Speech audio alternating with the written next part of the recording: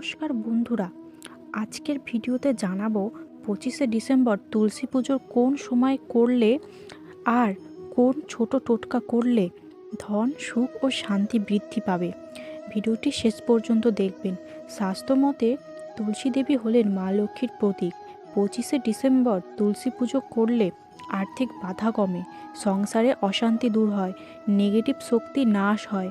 এই দিনে সন্ধ্যাবেলায় প্রথমে তুলসী গাছে ভালো করে পরিষ্কার করে জল দেবেন, একটি প্রদীপ জ্বালাবেন, লাল ফুল বা দূর্বা অর্পণ করুন।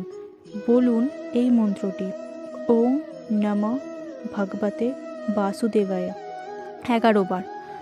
তুলসী গাছ 3 বার থেকে 7 বার পরিক্রমা করুন। তারপর তুলসীর গোড়ায় 1 চিমটি হলুদ আর একটি কয়েন রেখে প্রণাম করুন। বিশ্বাস করা হয় এতে অর্থ আগমন বৃদ্ধি পায়, ঘরে সুখ শান্তি স্থায়ী হয়। আর ভুলেও এই দিনে তুলসীর পাতায় হাত দিয়ে ছিঁড়বেন না।